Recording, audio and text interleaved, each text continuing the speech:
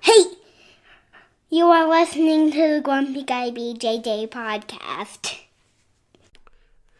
Hey, what's up, guys? Got to take care of a few things before we jump into this week's episode. First, our Ramping Isometrics for BJJ program. It is a 12-week program, all laid out for you. It's going to help you build strength and cardio in the fastest, safest, and most convenient way possible. This is how James and I have been training for the past year, and we love it. So we put this program together so you can just follow along, and we are certain you will see and feel the benefits that we do. It's only $15. Just go to grumpyguybjj.com, click the drop-down menu in the upper right-hand corner, and you'll find it. Next, R3. This is our K2 D3 supplement. It is a combination of those two vitamins, D3 and K2. These are two vitamins that James and I have been taking for a long time that really help us recover from hard training sessions. And for only $15 with free shipping, you get a whole month's supply. I was going to pull up some studies explaining the benefits of D3 and K2, but I'm not going to insult your intelligence and pretend to be a fucking scientist. I take it. It helps me recover. That's it. So for $15, check it out. And last but certainly not least, we have partnered up with Jiu-Jitsu.com. They have a ton of awesome BJJ instructionals, and they have hooked us up with a discount code for our listeners. It's Grumpy10. So what you got to do is you go to Jiu-Jitsu.com, which is DIGITSU.com. Find the instructionals you want, throw them in a shopping cart. In the little discount code box, you type in Grumpy10, which is just GRUMPY and the number 10. 10. That's it. No spaces. Boom. You get 10% off.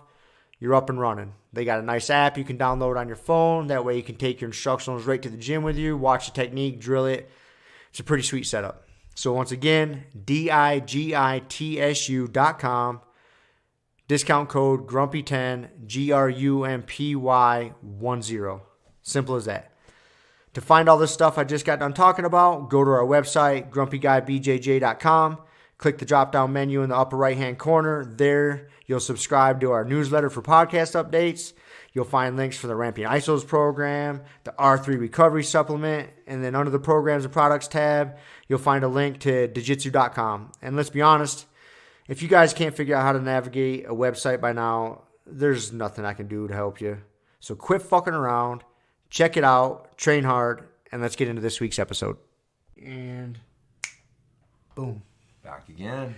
Once again, episode 120, I believe. Really? Yeah. Well, I was actually thinking about this because the Matt Burn podcast had a long hiatus. They finally came out with another episode. Oh, did they? They did. So they've already broken the 1 episode a week goal, which you find out is not easy. It's not easy, dude. It's not easy to do. It's not easy, man. You get busy with life and just this and that. Yeah. I pat ourselves on the back for us keeping it up. Dude, yeah, it does. It speaks a little bit more like the fact that we have done it for over 2 years.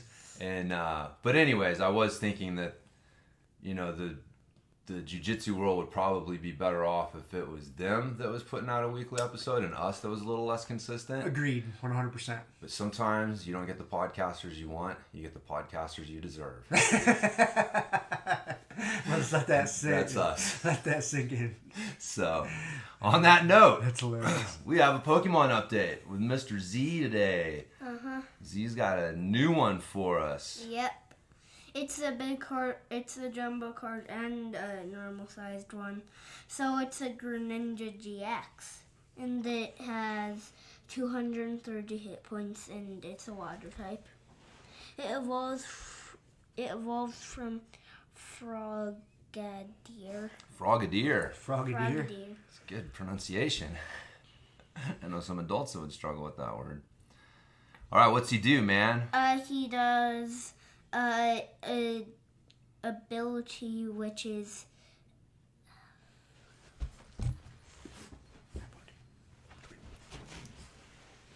What do you think it says? Elusive Master. Yeah, Elusive Master. Very good. And you know what elusive means? It means hard to get. And then... Here, let's just...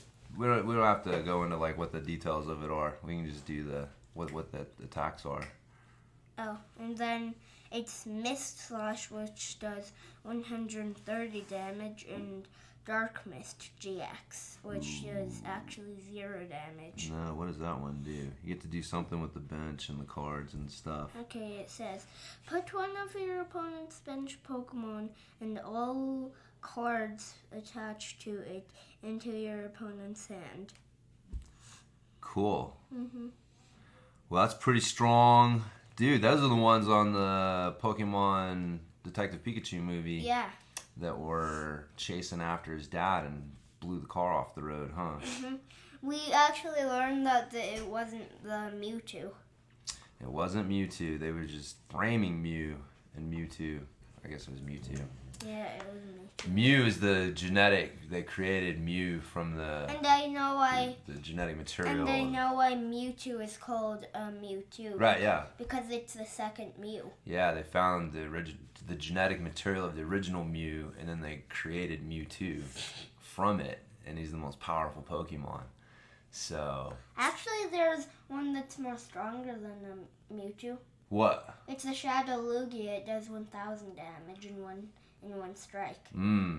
Okay, I remember that one. So, all right, man. What did we do in jiu-jitsu this week? Do you remember what we learned? We learned how to get out of mount. We worked on that. Yep. What else did we work on? We worked on backpack. Backpack, and then what do we do if they start to get away?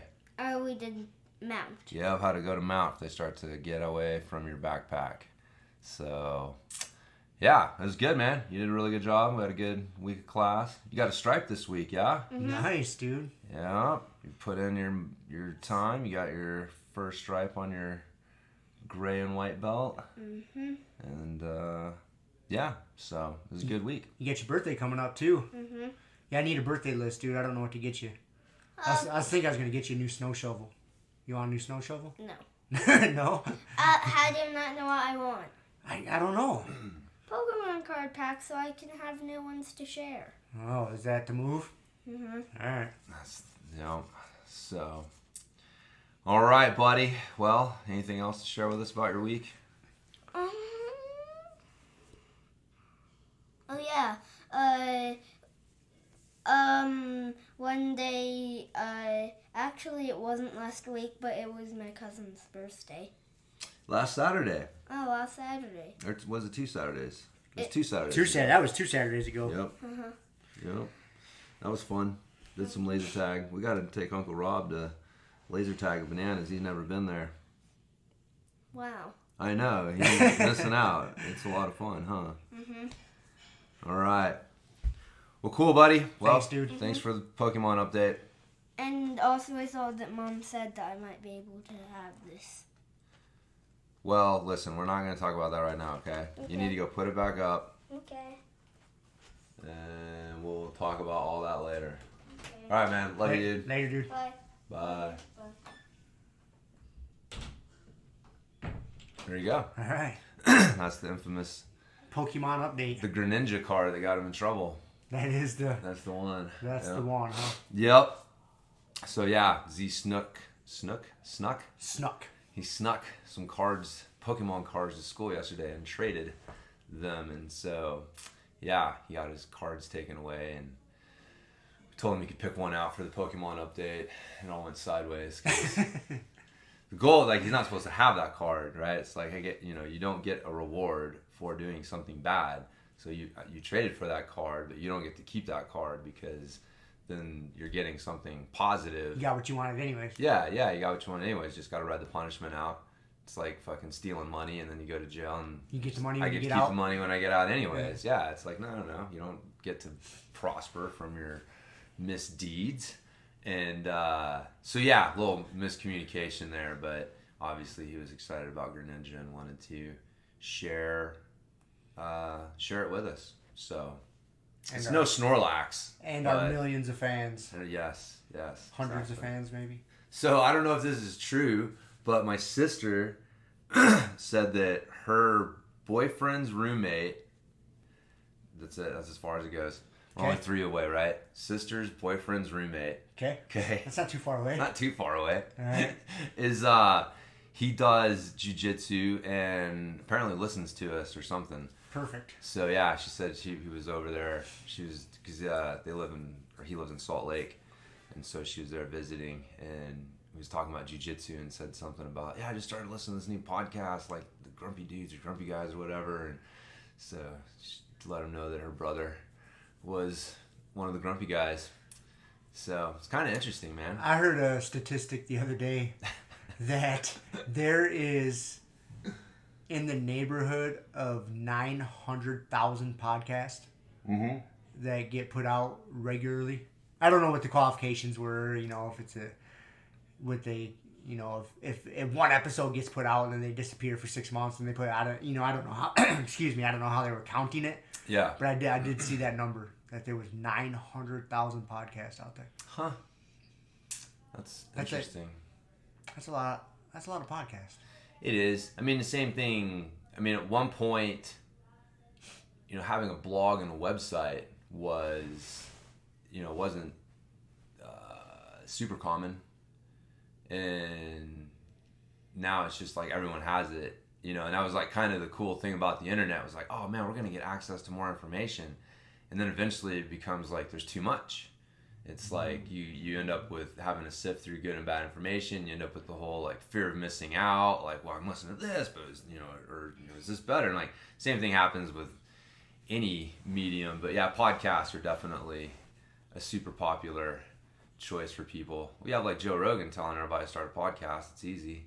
So it is really easy. It's not hard. The barrier to entry is pretty low. Yeah, it's super fucking low for sure, which is good and bad. It's yeah, it is good and bad. Yeah. So, but yeah, podcasts are good. I don't commute, so it's funny, man. Like audiobooks and podcasts, they're really I think like they're kind of a phenomenon of our societal norms, and most people spend a lot of time doing a monotonous task where they don't have to think about it. Right, and so they can capitalize. Right, whether they're driving or they'll like be at the gym running on a treadmill or something like that, and so there's this time that they can spend listening to stuff that I don't fucking have. Like I don't drive, I don't fucking run on a treadmill, so like I actually have to carve the time out to listen to it. Or like I do drive, that like it's just, but it's short distance. It's short distance, man. It takes me a goddamn month to get through like one JRE episode, and an audiobook, fucking forget about it. Like that's why I just can't do it. I have to read them. And but so anyways, I realizing that like everybody's into audiobooks and everybody's like talking about these podcasts, and it's funny, like it's a world that like I don't really partake in. Like I have a couple, right? But it's not the same level. Like I'm like, everyone's like, oh, you got to check out this podcast, or you got to check it. It's like, dude, I can't. You don't have the time. I don't have time. It makes sense. I mean, because my life is a lot different than yours, dude. I drive on the average 300 miles a day. 1,200 miles a week, roughly. And I have a lot of time in a vehicle. Oh, And so I consume. It's my number one. So that's my favorite thing to do if I am driving. So I consume a ton of podcasts, audiobooks.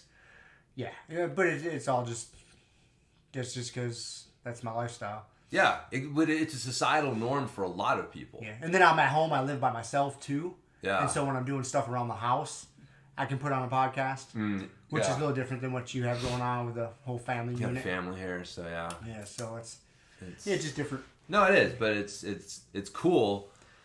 But it is like I said, I think about it every once in a while. Like I just my reality is not the same as a lot of other people's realities, and so like this morning when you were telling us like, oh, you got to watch this movie, and it's just funny. It's like, dude, you just you're like, oh, I don't want to spoil too much, and I was like, dude, we're probably never gonna watch this thing. And it's not because it's not good. It's just my reality just does not include watching movies. I just don't have time. I mean, you would have to like specifically plan it out. Yeah. Like, yeah. It's not the same, and so it's everybody experiences it. Everybody's life is a little different. And I get those things like we were talking about last weekend with the whole bar of soap and wash rag thing. You take these things for granted that you think are normal, that everybody does the same. That's how it goes. And then you realize like, oh, not everybody is quite the same. Yeah. And sometimes it takes a little bit of shaking up to make you realize that. Get you out of your own. You get in your own little bubble. Well, that's what I say. Like, travel's good. You get in another country, totally different societal norms, and you realize like, oh shit, like things are different. You can do this way too. You don't have to do it this way. There's a bunch of different ways to, get through life and help people and be a good person. And speaking of helping people, something I want to share on today's podcast. I've debated whether to talk about it, but I ended up I talked about this on my other podcast with Paul yesterday, right? The Skeptic and the Pastor. And I think it's valuable. It's a little embarrassing for me to talk about, but I think it's valuable to bring up. Okay. So I preface it with that. Here's the headline of it. And I'll give you the headline, and I'm guessing you'll be skeptical, but I'm going to backfill it in. I 99% certain I developed a chemical dependency on Kratom. I took it too far. Oh no. Yes. Okay. I knew you would laugh at me about this. But so now I'm going to explain. Okay. I'll start kind of I'm at the end of this story. I came to this epiphany last Friday.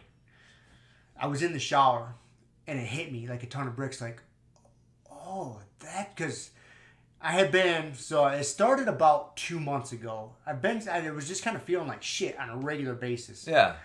And it started with, you get it this time of year, I drive a big truck in the mountains for a living, and all the snow and weather we've been getting. So I get these long days.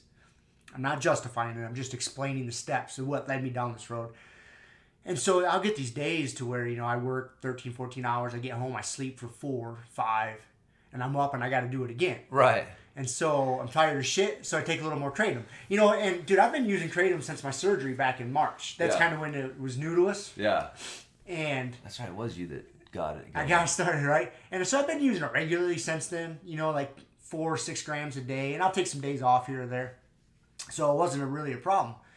But a couple months ago when, stuff's busy at work, so it just starts with like a couple of days of being tired. So I take a little bit more Kratom, right? Yeah. So then I'm taking like 8 or 10 grams a day, right? Well, I didn't piece it together at the time, but as what was happening, so that would fuck up my sleep a little bit. And so even on the nights I would get home at a decent time and get to bed, so where I would have like 7, 8 hours of sleep, I still not sleeping good. I wake up at the common time was about 1:30 in the morning. I wake up and I'd be up for about 2 hours, and then struggle to get back to sleep for another hour or two. And so then I'd be more tired. So then I would just take more Kratom the next day to get by. And so that kind of happened for about a week or two, and so that takes me to about a month and a half ago. Well then. And that was just consistent, dude.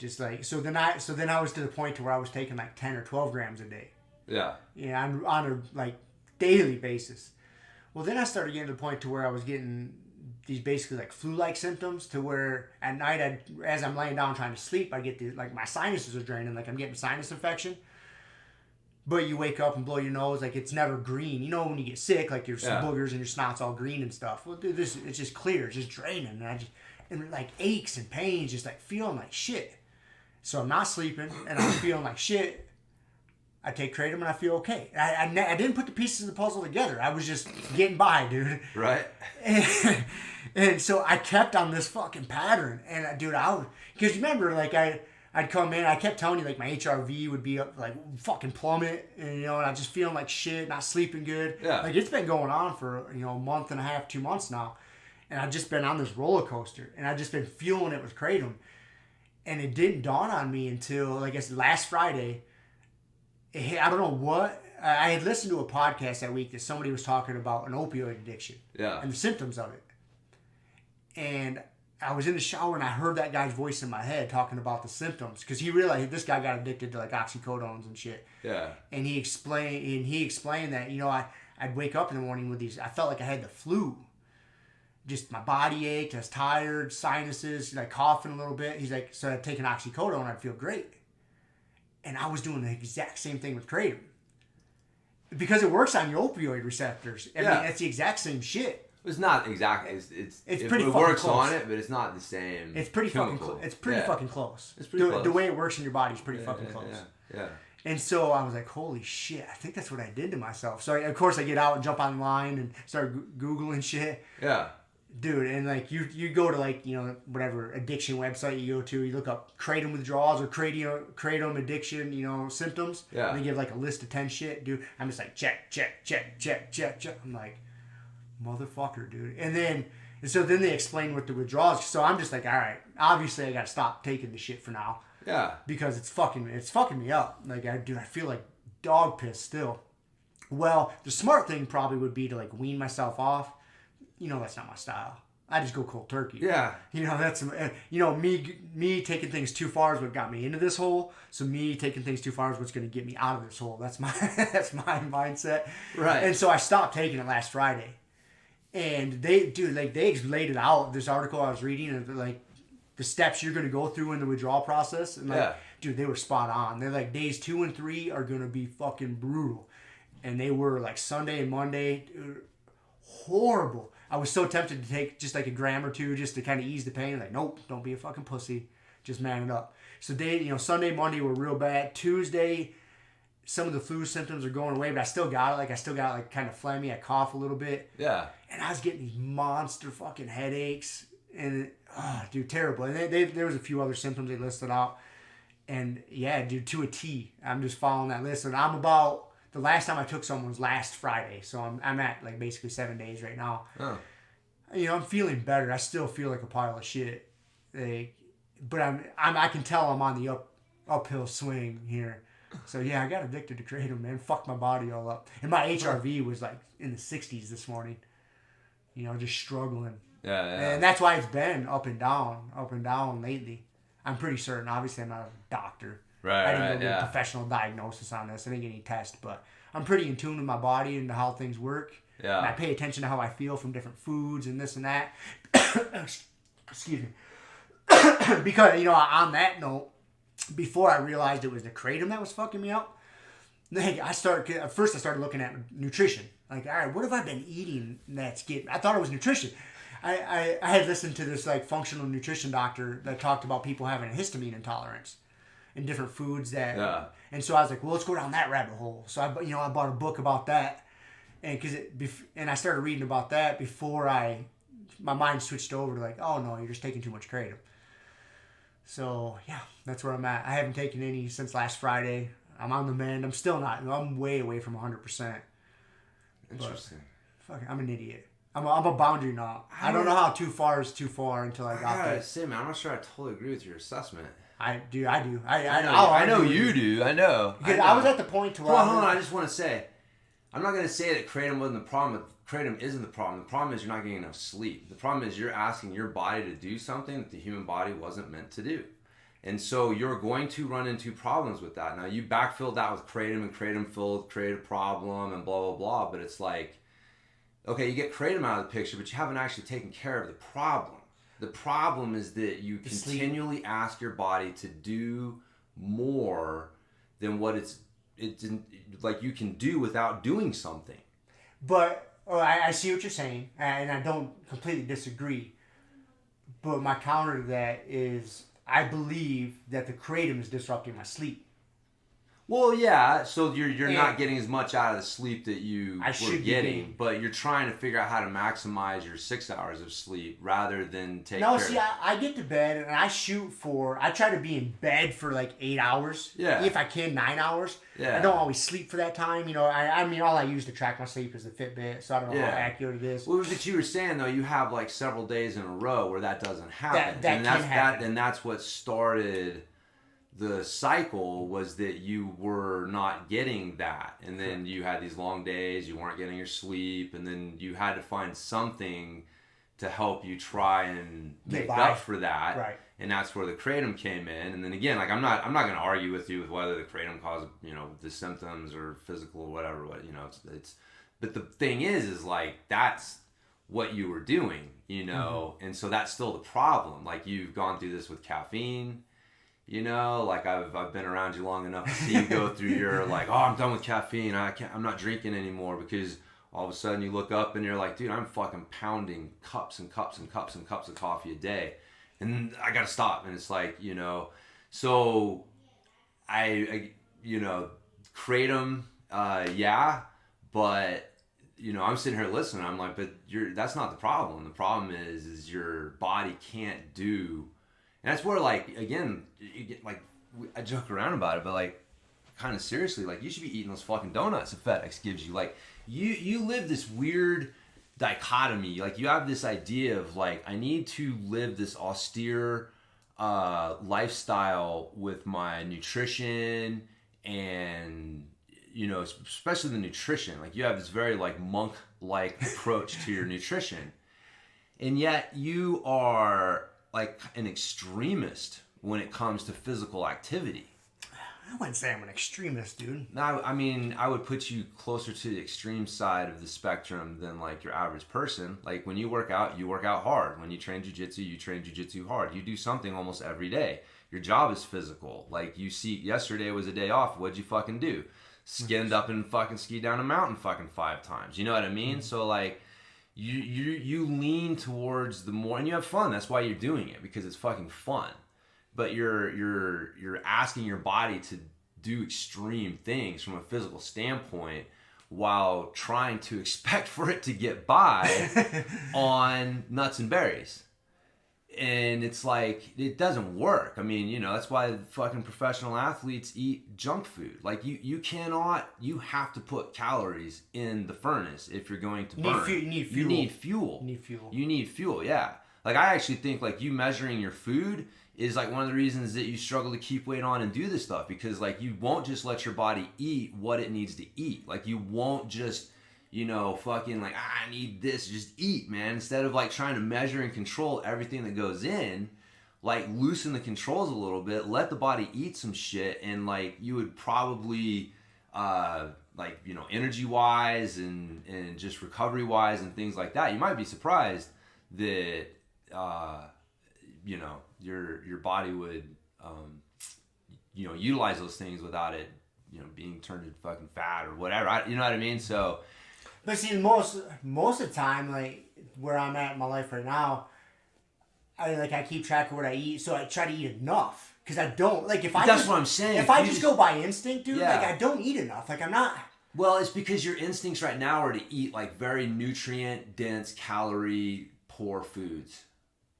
Okay. Like that you know, that's a paleo diet. Like that's a natural diet. You know, most people do the opposite. They're eating very calorie dense, nutrient poor foods, and that's what leads to obesity and all these other fucking problems, right? So, you know, again, there's a tension between the two, and your, you know, your approach is that very nutrient dense, calorie low foods. And that's what I'm saying, but your fucking body needs calories. It just needs fuel in the fire to keep things going. And so, like, that's where having just some calorie dense, nutrient poor foods wouldn't necessarily be a horrible thing. And, you know, again, it can get taken too far, right? And that's the problem, right? That's the problem. And me and you know, I know myself, that's why I don't keep Oreos around. But I also eat the motherfuckers when they are around. And I don't beat myself up over it, because I know I'm burning these calories. It's like eating a good diet supplemented with some junk is completely different than eating a bunch of junk supplemented with some good food, which is like what most people do. And then they're like, they point to that little bit of good food they eat and they're like, see my diet, I'm trying, and I still can't lose weight. And it's like, motherfucker, 80% of what you're eating is still shit. So that's not it. But having a little bit in there, you know. So anyways, that's yeah. So yeah, your assessment of my tribulations here is lack of sleep and calories. Yeah, dude. If you just take a step back and you look like what you're asking your body to do. See, I disagree with that, man. Like, I don't think I ask. I mean, I'm a pretty physical person. I do a lot of shit, but I don't think I'm that far above like the average person. Dude, you're so far above. I don't understand what you think you see. I don't understand what you see when you look at yourself. I'm just a fucking normal dude. You're not a normal dude. Like by any there's stretch a lot of of people out there. imagination. There's a lot, so many people out there that do much more shit. What percentage of people are a jiu-jitsu black belt? So you're not a fucking normal dude. I have no idea. Okay, you're not a normal dude. That right there makes you not a normal dude. So this goes back to that self-image thing that we talked about last week. But like, you know, your self-image of yourself is very interesting. Like talking to you is a very interesting experience because like, you know, I hear you talk about yourself and say things and, you know, I don't always know what you see when you look at yourself because like, to think that you're a normal dude is like false humility or ignorance. It's one of the two. I think really, man, it's somewhere in between because like you remain purposefully ignorant of some things about yourself and then that leads to this kind of false humility that you have, but it's not like, you know, accurate. Like most people do not do what you do from an education standpoint, from a training standpoint, from a nutrition standpoint, from just a mindset standpoint. So again, man, like I'm not an average dude. No way. I fucking take pride in that. I don't want to be average. And like you aren't average. I wouldn't hang out with you if you were. Like average people are fucking boring. You know? So like you're not an average person. You demand a lot of yourself on pretty much every level. And so, and again, but sometimes those things conflict. You demand a lot out of yourself from your nutrition. You demand a lot out of yourself from your training. And, you know, sometimes those things don't meet up. And so, you know, but that's part of the problem, man. If you honestly look at yourself and you're like, you know, I should be able to do this. I'm normal. Like everybody does this shit. I'm just being a pussy. Like that's, dude, I won't lie. Like what you just said, you know, the false humility or the ignorance, you know, they're a combination of stings a little bit. And when something stings a little bit, there's probably some truth to it. You know, I got to spend some time thinking about that. Like, I think you're onto something there. But man, I remember my dad as a kid. I remember hearing this all the time. He'd be like, "There's always somebody better than you." You know, you don't get too fucking hoity-toity. Yeah. You know, you're out there thinking you're the shit. There's always somebody bigger, better, stronger, faster. Right. Keep that shit in check. I remember hearing that all the time. Yeah. And I still hear that to this day. Right. You know, there's always somebody fucking better than you. That doesn't mean that you're not really fucking good. That's not what that message is. See, that's the message I get from that. I know, and it's like how there's other things that come in to like reinforce that self-image.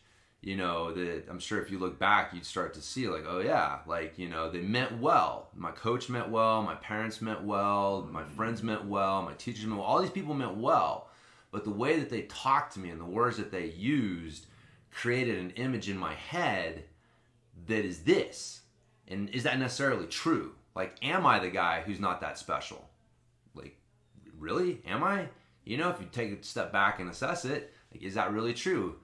And so again, there's like, you don't want to be arrogant, right? I think arrogance is like a false confidence. It's like confidence without really anything to back it up, right? Like that's why kids come across as arrogant because it's like, dude, you guys haven't done shit. You know, like where is this confidence coming from? It comes across as arrogance. But then you know, someone who's been there and done that, you know, their confidence is totally different. Like Andre Gavau, right? Like his confidence is totally different than some fucking 20-year-old like shit talking, hey, I'm the best. Like when Andre says I'm the best, it's like totally different place. Right. But if Andre had, you know, spent this time continuing to, you know, put like his self-image, like he sees himself as the best.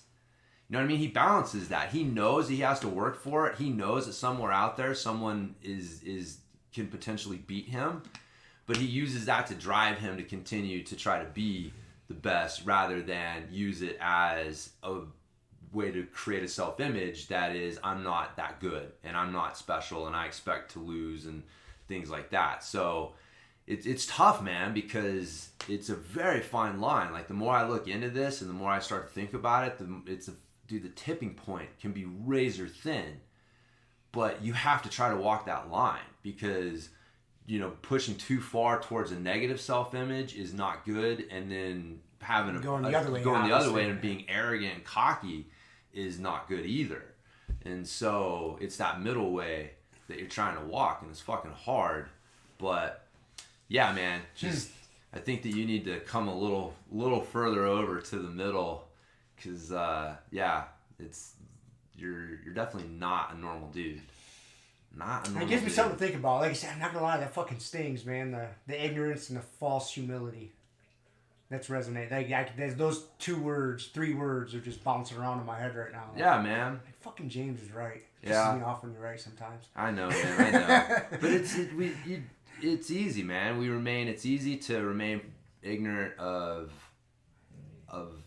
like our best side, because again, it's that quote, right? I forget who said it, but it's like, our greatest fear is not that we're inadequate.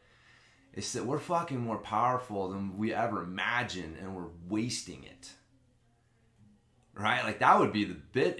That would be a harder blow at the end of your life to realize that, than just to be like, man, I fucking tried as hard as I could and it just didn't work. I was inadequate. Okay.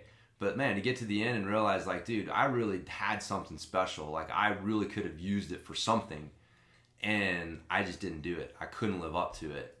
And that's the tough thing. That was that book, man, that Black Elk Speaks. Like, that was his whole, because he had a vision when he was younger, and when he was older, he basically felt like he was given this vision and he had this power, and he didn't use it. He didn't, take advantage of it. And of course, obviously, I don't think that vision would have stopped the fucking U.S. Army from shooting them all up anyways. Right. But the thing is, though, is like, here's this guy, and that was his big regret. And just in like, his story, and you could tell by how he was saying and then what he said, that like, it was a huge regret to think that like he was more powerful than he ever imagined, and he just wasted it. He didn't take advantage of it. So yeah, man, it's easy. It's easy because it's comfortable to be like, yeah, I'm not that special.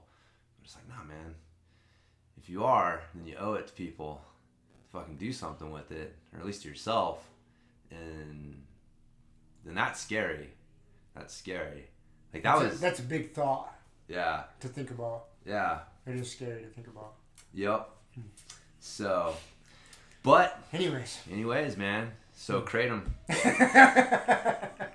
So be careful with the Kratom. Be careful with the Kratom, yeah. I took it, as we've discussed many times on this podcast, we're all tend to be kind of boundary knots. Yeah. And I did. I think whether that's it or not, I do believe, because, man, those symptoms I was exhibiting, I'm still exhibiting from coming off of it, it's exactly what they're talking about with, opioid withdrawals, Kratom withdrawals, oxycodone withdrawals. Dude, literally, they give a list of 10 things, and I'm just like, yep. Yeah. So, yeah, whether that's the sole cause or not of all my fucking woes lately. Yeah. But I think it plays a big part of it. Or plays a part of it. So, I mean, I'll tell you, like, I've experienced, I wouldn't even say something similar, but like, I've noticed a similar trend, and which is that I'll start to get like worn out, and then I'll start to try and take more Kratom, but then I realize, like, why the fuck am I taking more Kratom?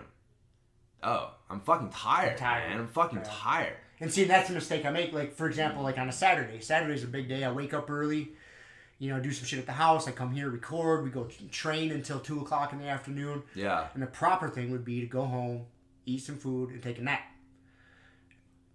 It's not in my wheelhouse. I know, yeah. I go home, I eat, take some Kratom, and then I do some shit. You know what I mean? And then, go grocery shopping or do this, and do some chores. I don't need a nap. It's late in the day, I don't need a nap. I'll just, go to bed tonight. And I just fuel the rest of my day with Kratom instead of doing the healthy thing. Yeah. So. Yeah. And I think that, like I said, if you overdo anything, it can cause problems.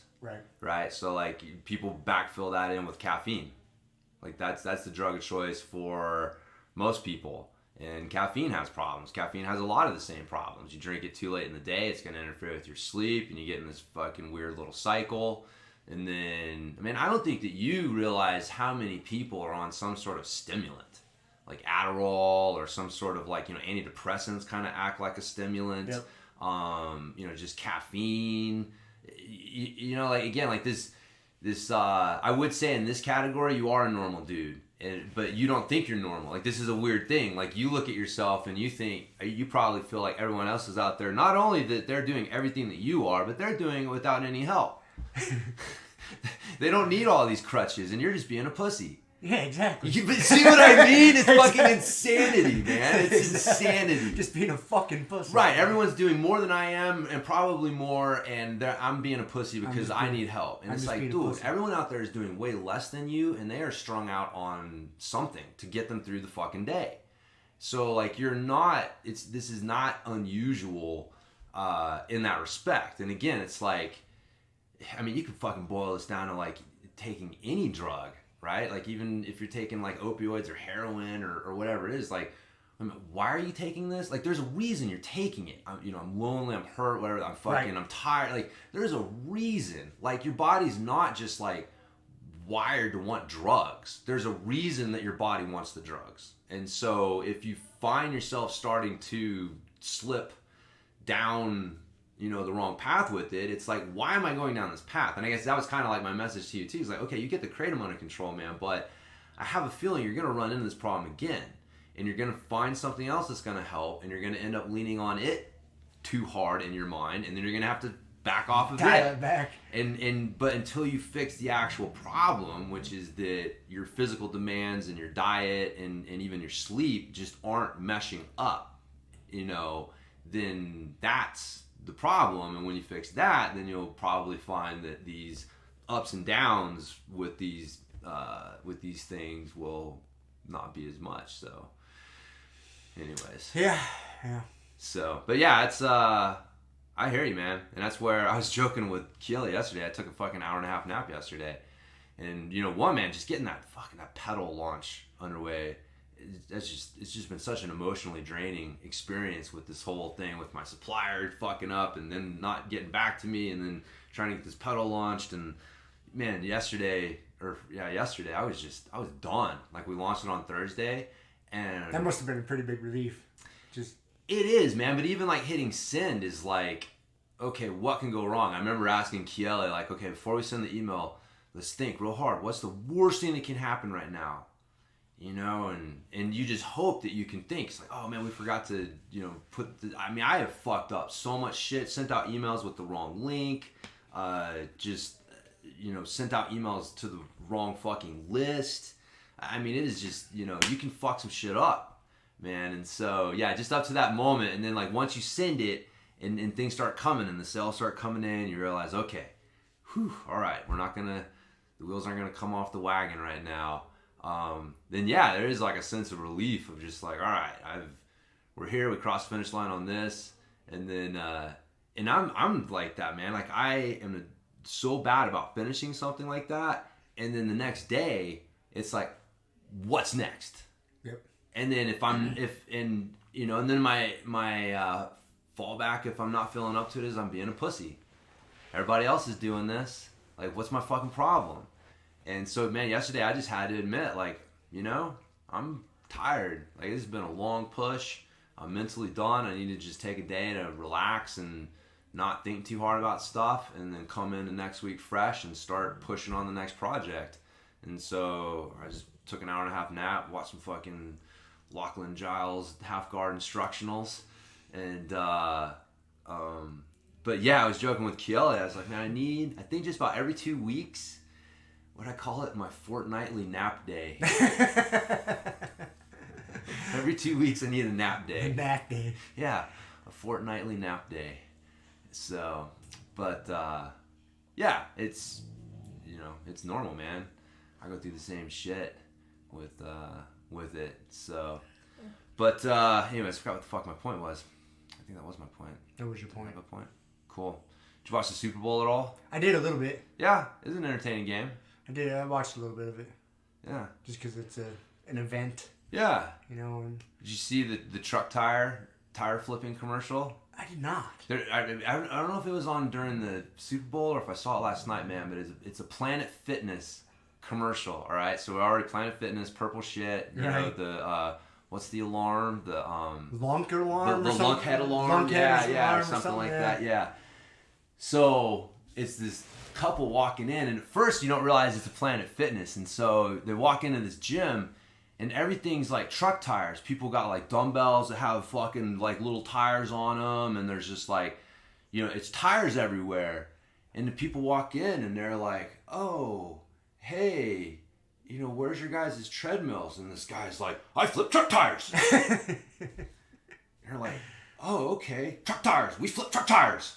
And they're trying to make fun of this. I'm sitting there looking at this gym like, this place looks fucking great. This place looks fucking awesome. And they're like, well, what about like the machine circuit? And he's like, truck tires. We flip truck tires. And then like this fucking bay door goes up and this truck drives by with a bunch of tires on the back of it. And he turns around and starts running after. He's like, truck tires, I'm going to flip you. So it's a Planet Fitness commercial? And then it switches back to this couple, and they're like looking at each other like, holy shit, we got to get out of here. And then you see them at Planet Fitness, and they're like, Planet Fitness, fucking, I don't even know what their slogan was, like, be a pussy with the rest of them.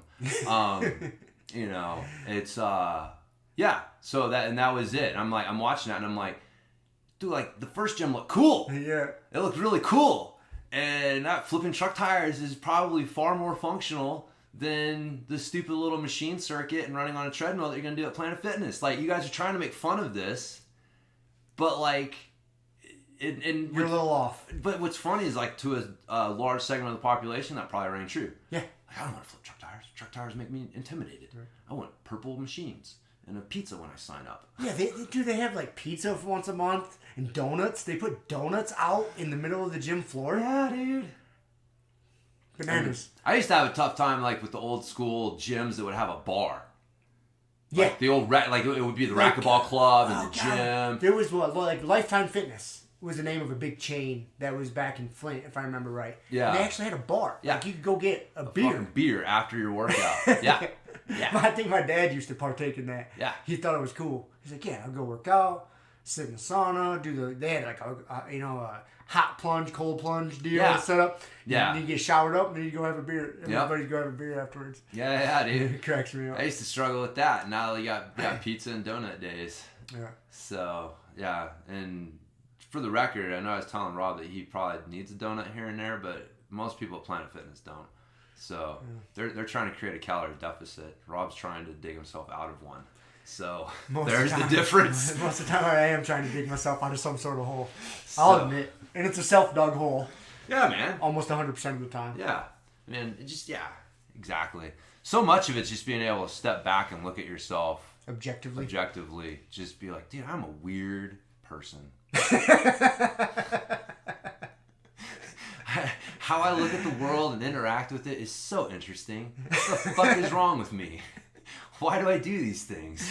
And then I hear the voice, you're not special. Shut up and fucking do it. And then you're like, see, like that. That's very interesting. Right? Like, it's that detached, like, that's fucking interesting. Why do I do these weird things? If you're studying yourself as a scientist, you would have, like, volumes of books about, like, Rob's interesting way of looking at himself versus what is Rob here? What does Rob see? What does Rob see and what does Rob hear versus what's actually there? And of course, who determines what's actually there? That's a question. Whose reality is reality? Exactly. So, but I'm still slogging my way through the cave, the light in the cave, man. Dude, again, talking about the lack of time I had. Not lack of time. Everybody's got the same 24 hours in a day. I'm a busy fucking guy. I'm not complaining. But I haven't, I still try to read. I'm trying to meditate, do all this shit. I haven't made it through this book yet. I'm only 300 pages in, but it's a good book. Yeah, it's entertaining. It's not one you just plow through. No. I like to read a little bit and let it digest. Read a little bit, let it digest. I always end up getting another book or two going, so right. It doesn't help.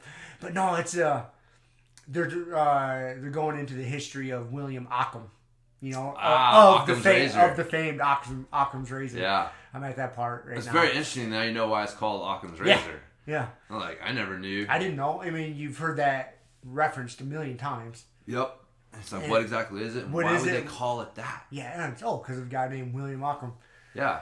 And I think well, if the razor was used as an eraser. Or an eraser to scrape off the cowhides or something, or that animal hides. Animal hides that they would write shit on. So you would take a razor and you would use that to erase the ink off the top layer. So like today's equivalent would be Occam's eraser. Correct. So Occam's razor sounds way cooler. Sounds cooler. Way cooler. Yeah. But yeah, it's again, like you take these things for granted. Like you realize, like, wait a minute.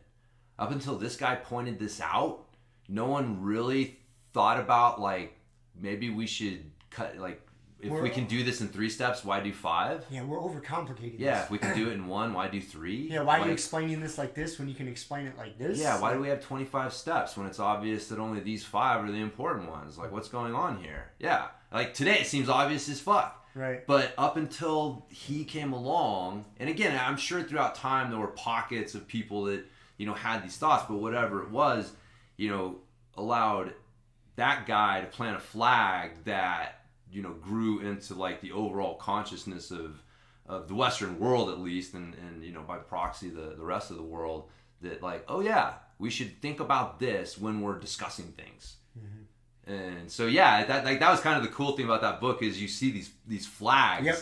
And you're like, God damn it, dude, I take so much for granted. Like there was a time when, like, yeah, no, 25 steps is better.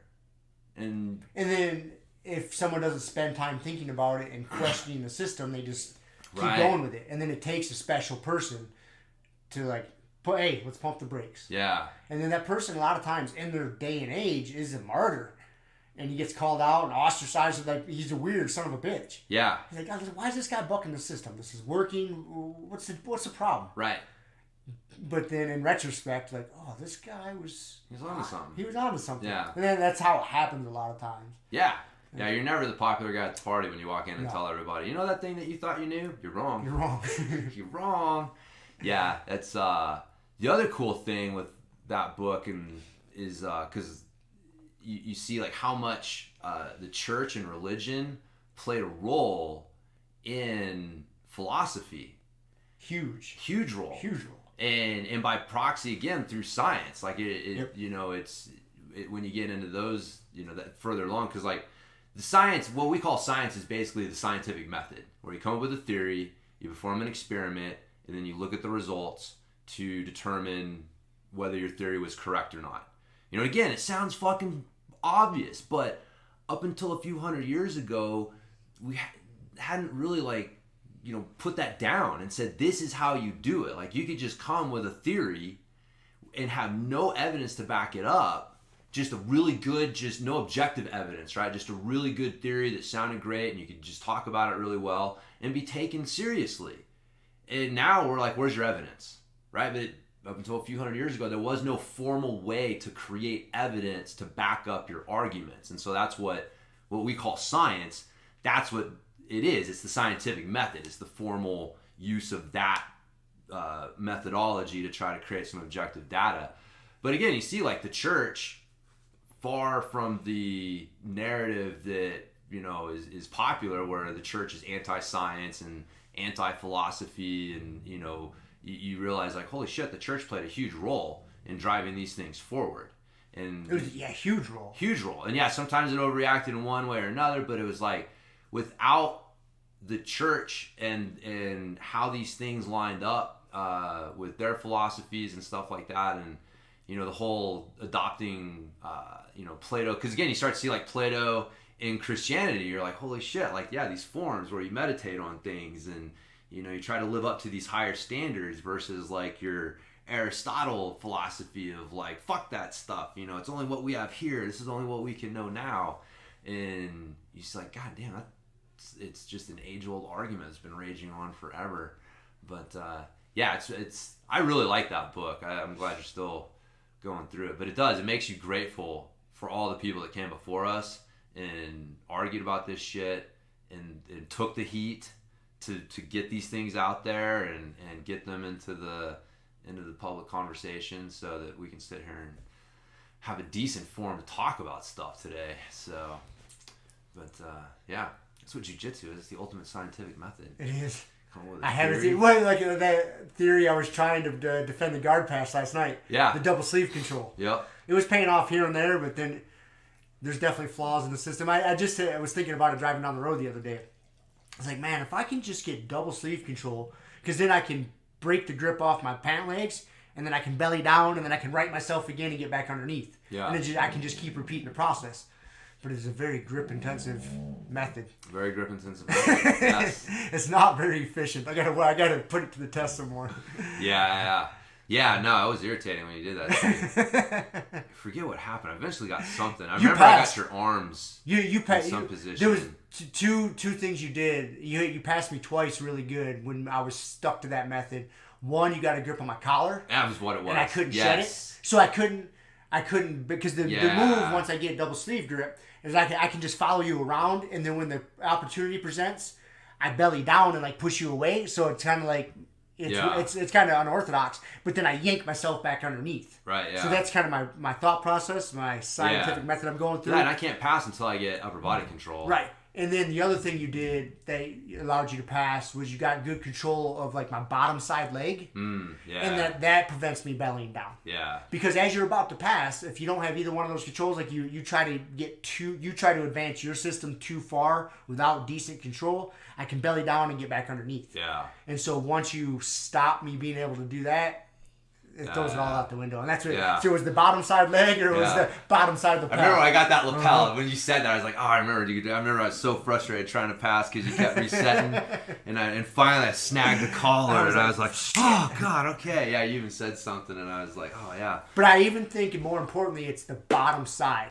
Yeah. Because I think if you have my top side lapel or my top side leg, well, that's what I was able to. I can switch. I can switch enough to almost get my belly button to the ground. Yep. And then get back underneath. Yeah. To where if you get the bottom side, I can't.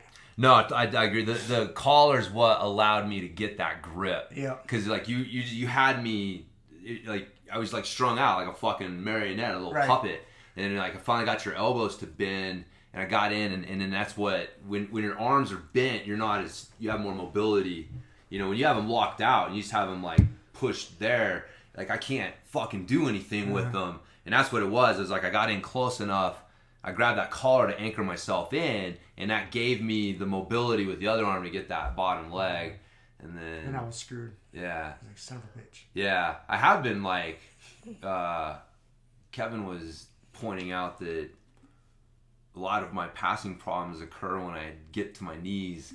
It's like once I start to pass, like staying on my toes. And so, yeah, that was working well for me yesterday. Because, man, it is like when you start to get unbalanced, like my default is just base. Root down. Yeah, root down and base. And but then as soon as I do that, I stop moving and I can't really respond to them moving. And so then they can start moving and recovering shit. Whereas if I've got I'm kind of on my toes more and wedging in, it's easier to follow and respond to things. Yeah, that makes sense. So yeah, I was having better luck passing that way, just committing like, dude, I'm on my toes. I'm not fucking going to my knees no matter what. If a knee hit the ground, it was right back up and just kept going. That's why I'm so goddamn tired today, man. God, dude, I was working that, just trying to move, passing, and then digging for underhooks from half guard and trying to come up on the freaking single leg or old school sweep or whatever. And yeah, those are energy intensive things. Yeah. Well, jiu-jitsu is a pretty energy intensive activity. It is, but then you purposeful. Okay, I'm gonna stay on my feet and just keep moving when I'm passing, and then digging for underhooks and trying to come up from half guard is you can get there, man. It's once you get the position, but it's hard. You got to fucking grind for it, especially when people know. Yeah. I mean, you're sitting there in just that fucking fight, underhook. Oh, they get the underhook back. It's a little deeper. You respond to this shit. Get in there. And once you get it in, it's just fucking hang on to it for dear life. Like, do not let them get it back. You fought so hard for it. You don't want to let it go. I know, dude. That's so why I like with Trey, because he's so good at doing crucifix stuff. Yeah. And him and I exchange crucifix ideas. And I love trying to do that stuff on him. Mm-hmm. Because he knows exactly what I'm going for. So he's got the answers to it. Yeah. So then it makes me come up with a little different route. Yeah. And even yesterday I showed him, I was like, hey, check this out. Right before we wrestled. I was like, hey, this is another way I've been doing it. And he's like, oh. And then we started wrestling. I went and I got right to it. And then he knew the answer. I was like, damn, I just told you. I was like, if I wouldn't have just told you, I probably would have got this. But it's good. It makes you come up with another solution. So. Yeah. Hell yeah, man. Yeah, I got a pretty good solution for his crucifix setup from Turtle.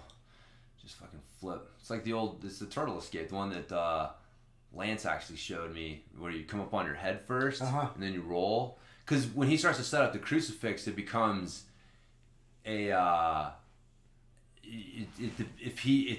becomes, which way do we roll? If we roll my way, I end up on top, and as long as I don't let him like trap my arm like real bad, I'm in the fucking the back escape position where I just got to start working my hips up and coming on top. And but if he rolls me the other way, I'm in a crucifix. Mm-hmm. And so it's just like recognizing like, oh, I see he's trying to set this thing up, because to set it up he has to commit. Like he's got to if he's going to try to get that second arm, he's got to commit that first arm. He's got it controlled, and he's trying to get that second one. And so he don't got that post because he's committing it. And so if I can just recognize and roll and then get to that position before he's able to secure my other arm. Before he secures the other arm. Yeah, then I'm on top. Like he's in trouble doing that. So it's it's funny though, dude. Him doing his crucifix shit. Like I didn't know how to defend that stuff. It was him just going for it all the time. That's what makes it so cool. You get different teammates that start trying different things. Yeah. And you're like, then it makes you come up with solutions. Like it's annoying at first. I mean, it's annoying in a good way. Right. It's like, oh man, like God damn it! I didn't realize I had this hole. Yeah, I got that's what it is. That's exactly what it is. Like I had this blind spot I didn't realize. Yeah. So no, it's good. He's working on that. But that's my. If I can detect it early enough, that's my. As with most things. As with most things, yeah. Yep. No, there's layers to it. So it, yeah. So what are you working on today? Oh, I think just doing some of the normal things I've been doing, but to the other side. Working on some more inverting, some berimbolo stuff to my weaker side. Yeah. And things like that. Because I have a tendency to always go this way. Right. So I need to go to my right. You got to be in ambi berimbolo. Ambi bowler. I just need to get some reps in. Yeah. Nice, man. I'm going to work on my half guard stuff. Lachlan Giles or Giles, whatever the fuck you say it. He's I was watching his knee shield stuff yesterday. So he likes to play like a high knee shield, almost like a leg lasso, like your legs but you don't have their arm, right? So your shins kicked up in your armpit. Yeah. Like and you're using that foot on the back to create leverage to help keep your knee flared out. So the way he gets set up is like real, like this is up in the armpit. He's got this flared up, and then he's got this inside too. So it's real hard for people to smash that down. That top leg down. Yeah. Versus like, I kind of play that middle. He comes down, like, some of the stuff he'll come down to move, but just like getting set up, he likes that high knee shield with the foot up in the armpit to create some leverage to keep that up. So I'm trying to play with that. Nice. And I was fucking Corey, man. I was like, I gotta try this on Corey. And we only got to knee shield like once last night, which is completely abnormal for us. Corey's really impressed me lately. He is taking himself out of his comfort zone. Yeah. And trying not to just maul and trying to think and be more technical. And I can tell it's a struggle for him. And I see him revert back to his mauling ways once in a while. But he's doing really good. And I see him improving. Yeah. It's really impressive to me because I know it's against his nature. Like he is the mauler. And we call him the mauler for the reason. Like he's just kind of an aggressive dude. Yeah. And that's his answer to things. Like if something doesn't work, just be more aggressive. Which works sometimes. It does work sometimes. But he's recognizing that, and he's trying to be more technical and more thoughtful and trying different things and just getting tapped and you're like, whatever. Yeah. And I see it, and it makes me happy because he's getting tougher and tougher to roll with because he's not just defaulting back to knee shield, bottom or top. He's trying different things And it's good. I see his gears turning. Yeah, no. So it's awesome. No, it's I don't know what the catalyst was that pushed him over the edge, but something pushed him over the edge, and it's only been like the past month or so. Yeah. That I've noticed it. No, I think I don't know, man. We got like a bunch of really good fucking training partners. Yep. I mean, I think it's one of those things. Like eventually, reality starts to let you know whether your approach is working or not, and if you start to just see consistently, like, all right, people are improving, and I kind of seem to be in the same place. How do I get out of here? And I think that as the gym's grown, again, you look around, we got a lot of good people coming in, people have been getting better, and so I think part of it's just, you're like, fuck, how do I keep up with this group of savages, you gotta man? Evolve or die. Yeah, pretty much, man, pretty much. You do. If you're not, man, then it fucking drives me nuts, like how quickly people pick up on shit in that gym, because you'll have something that's working for a week or two, and then it's like gone, because people are just figuring it out, and whether consciously or not, and so like if you're not constantly trying to evolve what you're doing, like you can get stuck, and then people catch up to you and start passing you, and it's like, fuck that, man. So yeah, that's one of my I don't want anybody to get better than me. I know when everybody started. I'm okay with people who started before me being better than me, but anybody who started at the same time or after me, I have to be better than them. I know it's ridiculous. No, but it is ridiculous, but it's truthful. It is, man. It's your peers. So on some level, that's what's good. It's if you start to notice, like, man, people are getting better than me. Like, why? What's going on? It's because it's that thing. You need 3 people to really succeed in a lot of things, especially jiu-jitsu. Someone better than you, someone the same as you, and someone worse than you. So someone you can help, someone who's you look at. And again, that's where that comes in. You're looking at and you're like, all right, wait a minute, why am I having trouble with this person? Like, I used to not have trouble with this person, and now they're kicking my ass, and I can't really get anything going. That's that signal that's like, all right, I gotta change something. Because again, you're getting your ass kicked by, someone better than you. You expect it. So it's that group around you where you're like, okay, I kind of know where I should be in this group, and things are fucking changing here. What's going on here? It's frustrating. Some days you leave happy, like, yeah, I know where my place is, and then some days you leave like, damn it, I lost a couple notches. Hell yeah, man. Yeah, I'm just like that with everything. I remember that with fucking mountain biking, man. We had our little pecking order, and if you're at the top of the guys, you could, be one of the first ones to hit something or hit the biggest stuff or whatever, man. It's like, you took that shit seriously, and then one day some little fucking groms show up and just start doing shit, and you're just like, damn it, my time has passed, I gotta go find something else. How about jiu-jitsu? But yeah, no, it's yeah, I'm kind of, now you mentioned that, I've noticed that too. But it is hard, man. Sim and I both we're very comfortable with hanging out in knee shield, looking at each other. That's funny. What's up, Marco? Oh, buddy. Hell yeah, man. So, what else you want to talk about? That's what I came in with today. That's what you came in with, huh? My Kratom epiphany. That's funny. It's more of a metabolic balance epiphany. Yeah, something. Yeah. There's some sort of epiphanies going on there. There's actually two. I remember. I gotta get the numbers from my notes, but it might be something interesting for you to check out, because there is like a maximum number of calories that your body can replenish, right? So it's not like burn as many as you can and then just eat a bunch, because even then it's like your body can only turn over and use so many calories within a 24-hour period.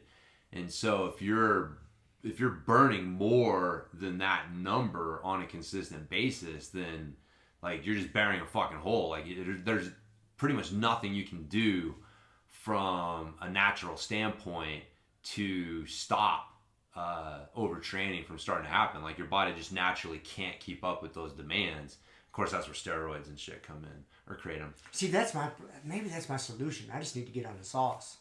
Yeah, probably. That's a better solution. I Fuck mean, all this pussy bullshit of doing less. Just doing less and getting more sleep, man. Fuck this. Yeah. But see, yeah. But the problem is it's the same. It's the same thing that Kratom did. Is like, part of it, like Kratom, had its symptoms, but it also allowed you to bury the hole deeper. Yep.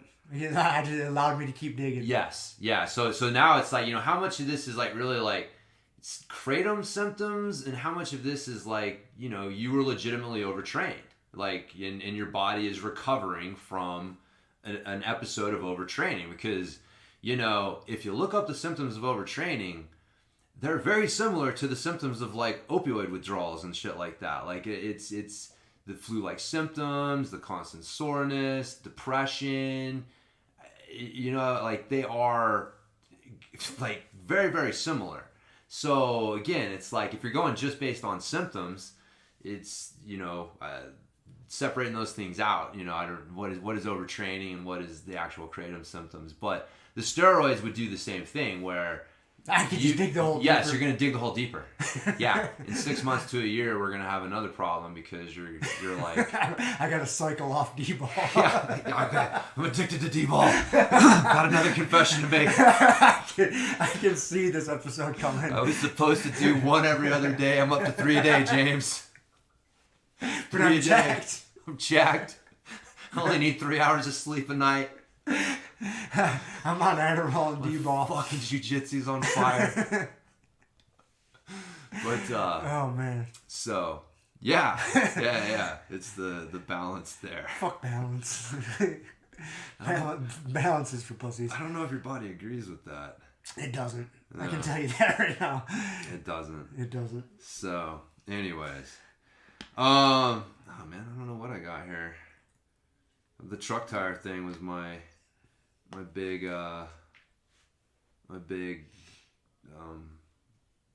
thing I wanted to bring up that I made a note on. So I did find out this week that coaching butterfly guards to new people is a fun and interesting task. That's definitely not a position that you put a new person in who's never done jiu-jitsu. They'd be like, what is this? Yeah. How is this applicable? Like, well, again, it's funny. You tell people, like, okay, here's butterfly guard. Now never go here. Kind of. Right? Like, yeah, this is a little much for you. Yeah. You need to be aware of it. No. I mean, like, here's butterfly guard. Go. For me to do anything from butterfly guard, I don't stand butterfly guard. No. What you call butterfly guard, when we explain butterfly guard and say this position where I'm sitting, with my shoulders in front of my hips and I'm leaning forward and I got my knees out in this butterfly guard position, this is butterfly guard. This is what we call butterfly guard, right? Yep. What the fuck do you do from here? Nothing. Right? So it's this weird thing where we're like, here's butterfly guard. Now never go here. Because if you want to do something, you have to move. You got to get an underhook. Get an underhook or you may have to like scoot underneath them to, change that angle. You want your hips in front of your shoulders so you can lean back. I mean, so, it's a weird thing to coach, because you're starting out by saying, here's butterfly guard. Everybody get here. Okay, now don't ever go here again, right? We're going to start here, but this is not actually where you're going to do anything from. This is just like, I guess you could call it like closed guard. Closed guard is kind of similar that way, yeah. Where you show closed guard and then it's like the foundation. Like you got to kind of understand this part of it before you can do anything from there. Yeah. But it's getting people to understand that. Like, I'm showing you this, but now you're going to have to move from this position to actually do anything. But you have to understand this position so that you have a context and a base to move from. And then, that, and then just the coordination of the upper body and lower body. And it was funny. Monday night, we did it, and I realized I got to have people do it without anyone on them first, because you can do the butterfly guard sweep, the basic butterfly guard sweep movement, just with your body, and so getting people to do that, and so it was interesting. I realized that the two mistakes people make when they're trying to do butterfly guard sweeps is, one, they land on their elbow and kill their momentum. And so just keeping that elbow tucked. But two, like, they don't understand that, like, once you roll to your shoulder, you stop rolling. And you're kicking up. You're using your leverage. You're using the foot on the ground to drive up. And what they want to do is they just want to keep rolling and kick with the top leg and just keep rolling kind of like, over. Almost like log roll. Yeah, over. exactly. And that's why they want to come over to mount. That's why, first time you show somebody butterfly guard or butterfly guard sweeps, they're like, you got to tell them, like, don't come to mount. Because that's not it. It's not a log roll. And so, yeah, getting them to figure out, like, I got to fall to my shoulder. And then once I fall to my shoulder, I stop rolling. I don't roll anymore. And now I'm kicking up through the ground, not just this top leg, because the top leg's weak, but if you drive through the ground, you get the good push, and then all of a sudden they're doing it right. So, yeah, from Tuesday on, it looked much better. That's good. When I started doing the little drill beforehand, but it, and butterfly guard, it's one of those, like, I use it to teach two things, like, one, like using the hook, your butterfly hook, or to control and move. Because you use that in everything. Like, once you start to realize, like, X guard is just butterfly hook and, single leg is butterfly hook and, they're all, even De La Riva is kind of a weird twist. It's a butterfly hook. It's basically a butterfly hook. Yeah, they're all butterfly hooks. Every fucking thing is has a butterfly hook somewhere in it, or some variation on it. And so once you start realizing, like, okay, hooks, I got to use hooks to control their legs. And then the idea of, controlling a post and then generating leverage in that direction. And so if you go to generate leverage this way and they react, you can problem solve. Okay, well, what post can I control now and create leverage in that direction? And so we were actually we did the regular butterfly guard sweep, and then we did, if you're trying to set it up and they hunker down this way, coming over and getting the like the shoulder pinch, the shoulder lock, yeah, and then going that way, using that to go the other way. And man, by the end of the week, people were fucking looking good. That's good. That's a good sweep, and it's easy to understand. Yeah, both those put together. That's a good combo. You're teaching those put together like that. Yeah, and then it works in. I showed them too. Like, you go this way, they do this. So you do this. So guess what they're gonna do? They're gonna hunker back down this way. So guess what you do? You just come right back and fucking go that way. And it's fun, man. Like, watching people, they start to see, like, oh, and it's the problem solving thing. Again, I keep trying to emphasize that. Like, it's just, I'm showing you a technique, but when we're rolling and it doesn't go this way, you gotta be trying to problem solve. Like, okay, what post do I have? Which way can I generate leverage? If I don't have anything, I need to get something, right? So it's but yeah, it's a good way to kind of teach those two concepts. And next week we're doing side control and neon belly escapes. So got to work on those myself. Those are pretty important. They are pretty important, man. They're pretty important. So they never stop being important. No, it's fucking hard, man. I mean, if you get someone on top of you who knows what they're doing. Like, I wrote down in my journal last night, one of my successes is that I almost recovered half guard on you. Yeah, you got close. It was a glimpse, man. I don't usually, when you get on top of me, like, for if me I want to stay there, I can get to like 3/4 mount. That's not half guard. That's just, So yeah, but yeah, I managed to almost get half guard on you. So that was a victory for me. It's good. Yeah, but it is, man. It's one of those things you just keep fucking working on, and you can never be good enough at it. No, because just when you think, oh, I got solutions here, somebody else presents you with some different attacks from top. Yeah. They're doing something different. You're like, ah, shit. Yeah, man. These solutions are pointless. Yeah. So, anyways, and then what the fuck the kids class. Gave out some stripes in kids class this week. Nice. That was good. Yeah. I think I'm gonna go with the month. It's like 8 classes. So, because man, it's amazing how fucking pumped. They get pumped, man. I mean, it was just all smiles, and we had parents of some of the kids even like message us saying like, dude, the kids were in such a good mood, and it was just all smiles all night at home, and it's like such a small little thing, but like the kids, like, they appreciate the recognition. Yeah. It's like, man, you've been coming in, you've shown up, good job. and you've been trying hard and working hard, and so it that was fun, man. I liked it feels good to be able to recognize people who are putting in work. That's good. And getting better. So but yeah, with the kids, man, we've been working on getting out of mount quite a bit. I just noticed at that kids tournament that if one kid got mounted, it was pretty much over. Yeah. Yeah. Like, and then the worst thing was like the kids would pin the wrists, right? They would just like the kid on top would do the bully, like pin the wrist thing. And man, it drives me nuts because that's not effective. No. It's not effective at all. Like if you know what you're doing, like it's not good jiu-jitsu. Mm-hmm. So one, if you got a bunch of kids who are doing that, like that's bad jiu-jitsu. They're developing bad habits. Obviously the kids on the bottom don't know how to deal with that. So that should not be a problem for someone who knows jiu-jitsu, how to like get out of that situation. And so, yeah, I was like, dude, I'm going to make sure these kids here know how to get out of mount and they know how to deal with this stupid pin the wrist bullshit. And it's not just game over when someone gets on top of you and pins your wrists.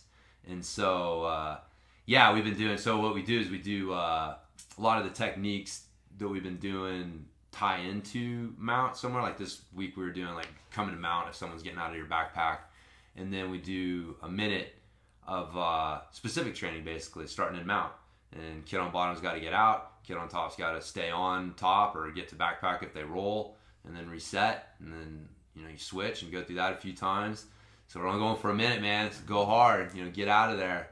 And dude, it's fun. It's fun watching the kids, like, they're working hard and they're getting better at maintaining mount on top and like getting out. But I showed them the pimenta.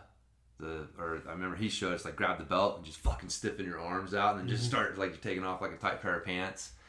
And dude, it's such an easy one for kids to do. Like I'm really kind of surprised that it's not like the standard mount escape that you teach kids. It's so goddamn simple. Like grab their belt, straighten your arms out, and then just take off pretty tight. Take off. I think that's a good way to explain because that's really the motion you're doing. Yeah. That shimmy. Yep. You just gotta kind of shimmy. Yep. Get those pants off, and once you get your butt out, then get the fuck out of there, man. Yeah. Just scoot out and get a knee up and start recovering half guard or whatever. But getting them going with that. I don't want to see my kids fucking getting mounted and just not know how to get out of there, man. It's frustrating. I think like that's jiu-jitsu, man. Like you should be able to get out of bad situations. So, I mean, being able to get into them is great, but like the beauty of jiu-jitsu is like knowing how to turn what is potentially a bad situation around into a good situation. Yeah. Like that's, in my mind, like, and that was the thing that turned, that blew people's minds with jiu-jitsu. And, the first one was like, holy shit, he's on his back. That's a bad situation. Wait a minute, he's choking him out from his back. Like, what's going on here? Right? Like, that's the beauty of it is like, I can take what should be a bad thing and turn it around and get into a better position for it. So it's not easy, man, teaching kids how to escape mount and side control, but we're going to fucking work on it. Like, I want to make sure they know how to do those things. That's good. So, but yeah, man, it's been fun. We had 12 kids in class on Thursday. Did you really? Yeah. That's awesome. Yeah, it was, we're definitely going to cap it at like 15 or 16 kids. Yeah. Just because I want to make sure they're actually getting some attention and, it's a good experience for everyone. But yeah, 12 kids, man. It's a lot of fun trying to keep them going. We got a good group because we got there's 3 sizes of kids. You got your little kids, 5-6 years old. Then you got your medium-sized kids who are about 7, 8, 9. Yeah, exactly. And then we got a couple bigger kids who are 11, 12, 13. And so it's training partners, right? That's the thing. I'm lucky that I don't have someone who's at an extreme, someone who's way bigger than everyone else or someone who's much smaller than everyone else, and they don't have anyone to train with. So I've gotten real lucky that 12 kids have gotten Speaking of that, on that thing, but off topic, I've been listening to this podcast about Kobe and Shaq. Okay. And this got made before Kobe passed away in a helicopter crash. I went down this, athlete rabbit hole, listening to different podcasts, and it talks about their dynamic and their relationship, because Kobe came into the NBA when he was like 17, 18, one of the youngest players ever. And Shaq was already basically a star in the NBA, and they did not mix well. Right. Especially at the beginning. Yeah. And they never really did through both their professional careers. I mean, they had mutual respect, but they never mixed with. They were the complete opposite. Kobe's there shooting, practicing all hours of the day, and Shaq's out fucking partying and so doing many Shazam movies. And so many different things. Like, Kobe came from a really privileged background. Yep. And Shaq came from more of the inner city background. They were just different people. But anyway, that's not what I was getting at. It's a good podcast. But, dude, Shaq was, at the age of 11, he was 6'3" or 6'4". Fuck, dude. Wrap your mind around that. 11-year-old, 6'3". Yeah, what class do you put him in? Jesus Christ, dude. That's insane. Yeah. Like, when I heard that statistic, I was like, I thought I didn't hear it right. So I rewound the podcast and obviously I didn't fact check it, but they had no reason to lie about it on this podcast. Yeah, at the age of 11, that kid was 6'3" or 6'4". Huh. Yeah. It's insane. That is insane. Can you just imagine a kid walking around that? I mean, a grown man. Dude, a grown man at 6'3" or 6'4" is a big man. Is a big man. Like you don't see a lot of them. No. I mean, how tall is Al? Our good buddy. He's probably around there. He's probably in that ballpark. Yeah. A little over 6 foot. He's a big dude. Yeah. You don't see a lot of people over 6 foot. Especially not 11-year-olds. 11-year-olds. Yeah. But those are the ones man. Yep. That's the thing. Like, God damn it, I was watching some stupid commercial, and they said that, talent is distributed equally, but opportunity is not. And I'm like, talent is not distributed equally. That's the dumbest goddamn fucking thing you can possibly say. Like, Shaq being 6'3" at 11 is a perfect example that talent is not distributed equally. Like, he's got a talent, being tall is a talent. I mean, you can't fucking, you can't coach height. Nope. So, yeah, it's, those fucking, it's those freaks though, man. Like, those people are, and that's the thing, they usually are, we've talked about this before, like, man, if you've been doing something for a few years and you're still trying to figure out if you're world class, you're not. You're not. Yeah. Like, you're world class, like, pretty quickly. If everything's lined up, if your talents and your time, like, all the things are lined up right, like, yeah, pretty quickly what's going on. So, it's, it's funny, though, to listen to people who have been going at it for, like, 5 years, and they're like, I'm waiting for my big break. And it's like, dude, I hate to be the one to tell you this. I'm not going to rain on your parade, but it's not coming. So, but, anyways. So, I Kobe just wanted to share that. It's the name of the podcast, I think it was like 1+1. It talks about the whole premise of it. It talks about,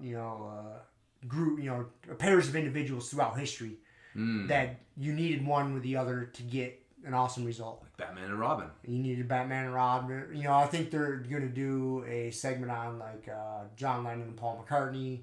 There's another one. They did Kobe and Shaq. They got a bunch of different, and they're like 8-episode series or something. It's pretty interesting. Huh. So. Nice. The Kobe and Shaq one was pretty good. Oh, fucking A. Anyways. Not that you have time to listen to it, as we discussed earlier. But. No, not really. I'm working on, what is it? Oh, dude, did you listen to the Rafael Lovato Jr. I did. interview? Oh, we didn't even bring that up. Dude. Yeah, God, what was the name of that shit he's got going on with his brain? Man, I can't. God damn, I can't believe we spaced that. I was going to bring that up, too, because that was big news. Some crazy shit, man. Yeah, poor guy. It's weird situation to be in. Yeah. You get some doctors saying, like, no, you're fine, you can keep fighting. You get other doctors saying, like, no, we can't let you fight, blah, blah, blah. Like, yeah, dude, it's weird. Yeah. Really, really weird. That's, I'd never even heard of that? Like, so it's basically Carvinoma. Carvinoma. That's what it is. That popped into my head. I don't think I'm saying it right. No, it's something like that. You're like 90% right. I'm pretty close. You're close enough for it. There's an oma and there's a C in there, and that's Cavinoma. Something like that, yeah. Or something, yeah. Yes, no, that's what it's called. So, yeah, very, interesting thing. It's crazy. But, yeah, I mean, that does suck, dude. That dude has worked so fucking hard to get where he's at. Yep. And wins a title, beats one of the greats in MMA, beats Musasi. You know, and then finds out that he's got this weird brain disorder or whatever you want to call it. That growth, blood cells blood vessels. Blood vessels that are they accumulate in little bundles. And then they're worried, if he was to get hit, they can rupture. But there's really no study saying that these people are more, likely to have this happen. Blah blah blah. There's contradictory, things, but yeah. So that was an interesting podcast. That was really good. No, it was interesting, but. Man, I can't even imagine just the way he was describing, like, having to go through that training camp. Not knowing what's going on, but knowing you got this weird thing going on in your head. Should I be training? He learns about it as he's on his way to the airport to go to Brazil for the last month of his training camp. And they're going down there to train hard. Man, am I being selfish? Am I putting my life at risk down here training hard? Dude. Yeah. So, but it makes what he did even more impressive. I mean, that dude's definitely a champion. But that's what I'm talking about. You see people like that, and then you look at yourself like, I'm not fucking special. Now that guy's special. Well, I mean, that guy's like special. Like special is degrees, man. It's not a box you check, yes or no, right? Like there's levels. There's to everything. A spectrum to it. There's levels. Spectrum. So, like average, if you're just gonna say average, and anyone who's above average is, and I say special, not that, all human life and people are valuable, and we shouldn't like exterminate the non-special people. We're not going to start going down that route. But yeah, I would just, it's people who are above average, man. Yeah. You want to call that special or above average or just, outliers or whatever. Like once you achieve more than what the average person does, you are, by definition, an outlier. Like you are not average. And so again, going back to how many people are black belt, man. So even if you just went by that one thing alone, you are not average.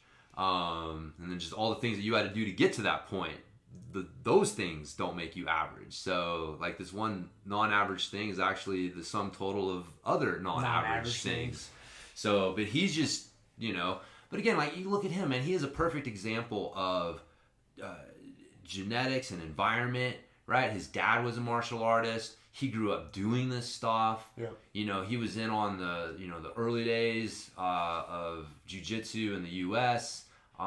He's from Oklahoma, so he had access to Texas, which Texas, along with California, was one of the major growth spots for jiu-jitsu in the early days, and still is. I mean, there's a shit ton of great jiu-jitsu guys in that area, and so and he's got he's obviously got some genetic gifts for it. He's tall and lanky. Just a good athlete.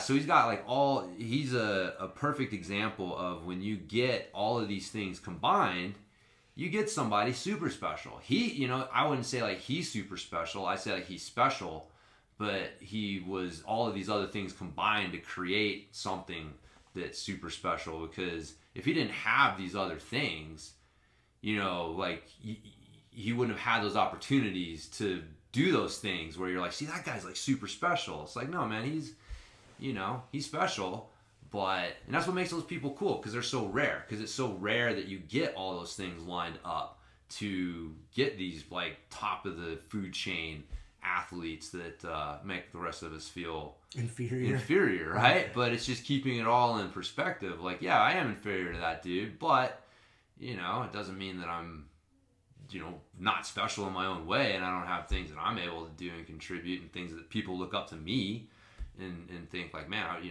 want to try to be more like that guy in this area. So, that dude's a fucking champ, man. Man, I felt really bad for him, man. He's a super nice guy. I've actually met him. I've trained at his academy. Yeah. I did. I met him briefly at Masters Worlds. I didn't get to. He didn't teach the class the day I was there. Justin Rader did though. Okay. So I actually got to get my ass whooped by Justin Rader when I was there. Yeah. Really nice guy, and he taught a really good class. But I got to meet Lovato Jr. and super nice guy. Because I remember I called on the phone, said, "Hey, I'm coming into town." Oh yeah, come on down. And he was, if I remember, he was there when I showed up. I think I trained a couple days there, and yeah, dude, super welcoming. Awesome environment to train in. And just to hear him going through their struggles, like, dude, it breaks your heart a little bit. Like, dude, he's worked so hard to get to that point. And then now it's just like someone's yanking the rug out from underneath him. Yeah. I mean, he's still he's a fortunate guy, and he wasn't bitching and complaining. No. But yeah, man, he climbed that MMA ladder, and he hadn't quite got to the UFC yet, but he won the Bellator championship, which is a hell of a accomplishment. Yeah. I would like to see him go into the UFC, and let's see how he does against the 185ers in the UFC. Yeah. Because that's kind of the upper echelon. To me, these other MMA organizations are legit. Yeah. But in my opinion, like, the UFC it's the UFC. Yeah. It's the pinnacle of the sport. I mean, personally, man, I don't know how he would fare in the UFC. Yeah, man, that's what I want to see. Yeah. How is he going to do against a Yoel Romero? You know what I mean? I want to see that fight. Yeah. There are a lot of matchups in that division. You can't throw him right to the wolves right away. Right. Yeah. Yeah. But he's 37. Yeah, exactly. He doesn't have this time to lose. That's what sucks too. He doesn't have time to work his way up. Right. I mean, the UFC isn't known for giving you tune-up fights either. Like, oh, you're a tough guy. You won this. You were good over in one championship. Come on over. Yeah. Let's fight somebody top 5 right away, top 3 right away. Yeah, man. Look at Ben Askren. Yeah. He got eaten up and spit out. Yeah. Yeah, that's where. Yeah, you're right, man. There's just the talent level in the UFC is because you can point. Okay, this guy here, this guy there. Is maybe comparable, could compete in the UFC, but just your top 10 guys in the UFC and then your top 10 guys in Bellator or another organization, man, by the time you get down to 5, 6, 7, 8, 9, 10, it gets another world. Dude, those top 10 guys in the UFC are all fucking killers. And, you start to, the other organizations, they just can't, you're going to start running into athletes that have, bigger holes or, right. things like that. There's a reason that you're number 10 in Bellator, right? It's not to take anything away. It's still, dude, you're still one of the top, fucking handful of MMA fighters on the planet, right. If you're doing that. But that is the thing, is that talent level in the UFC is just totally those are level, the special individuals we're talking about. Those are the people that the genetics and the environment, everything's lined up. And the hard work, I'm not just attributing it to genetics, but but I want to see him jump into the UFC. Yeah. Hopefully they get this thing figured out. Yeah.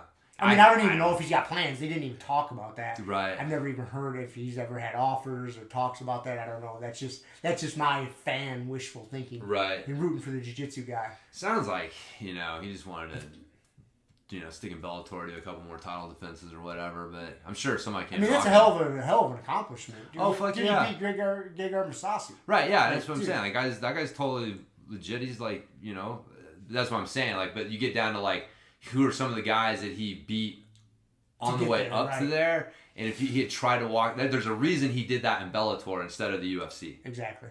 And so that road through is just not quite the same, but. Yeah, it's just a fucking gauntlet in the UFC, man.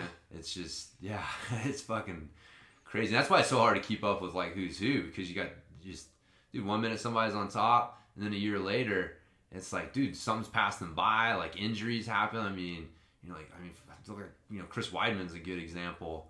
I mean, he's still good, but he was fucking champ, right? It was, and now. You're God, dude, there's so many other people that are just way better than him. How does that happen in just a few years? You go from being you lose a fight, top of the food chain, you get an injury where you got to get something like a serious shoulder or knee surgery that takes you out of the game for 6-9 months easy. Oh yeah. And so you kind of fall out of the public eye, and there's so many hungry young dudes coming up, and you just get swallowed up. That's what it is, man. Yeah. That's what it is. It's just there's so many. It's such a. Because MMA is such a popular sport right now, and people getting into it, and it's just you're getting a lot of people who, would have branched off and like, yeah, I'd play football or I'd play baseball or I'd do some other sport like these uber athletes, and it's like, no, I'm going to do MMA. Yeah. Like that's John Jones is that perfect example. That dude could have played any other sport. Any other sport. Yeah. I mean, he's got 2 fucking all-pro brothers in the NFL or whatever. It's like, so, but that's the just I think you're seeing like that's that new generation, that new thing. And that's why I'm like, I don't know if I really want to see Rafael. You like, man, the new breed of MMA guys is just different, and they come up doing this, right? Like Rafael just started doing MMA a few years ago, right? And so it's like, man, you throw him in with some hungry kid who's got nothing to lose, seeing like the legend, Rafael Lovato Jr. across the cage, and it'd be a good fight. But I don't want to see that dude get beat up. No, that's what I'm saying. I don't even want to see him in a war. You know what I mean? Like I like that guy. I respect him. I still see him as more of like a jiu-jitsu guy. Yep. So like seeing that dude just like bloodied and battered at the end of a fight would be like, just for me as like a fan of his, would be kind of hard. And just like, what was the point, man? Like you've accomplished everything. Like you're a fucking legend in jiu-jitsu.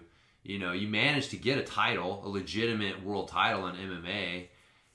Like, do you really? Yeah, that's a good point. Like, yeah. I know he does, and he right. would, but just me, right? If I really had to be honest, like, do I really want to see him? It'd be great if he won. Right, if you won. But it's just, that's gambling. You're just throwing the dice, man. And now with that brain thing he's got going on, like. Yeah, and that just on top of that, but it's yeah, I don't think he'll fight again. I don't think they're going to approve him. I don't see how on God's green earth a medical commission is going to approve. Just liability. Yeah, man. Now that it's out there. Well, and the uncertainty of it. Yes. Like, why take our chances? Why take our chances? Like, we don't know. Like, there's a difference between we don't know and it's not going to hurt. Exactly. And I think that's what... That's the whole, like, what is it? The absence of evidence. Yes. Not evidence of right. absence. And then it's what it sounded like those 2 doctors that told him, like, it's not going to hurt you. We're looking at, well, there's an absence of evidence that says that it will. And so... yeah, no, you're fine.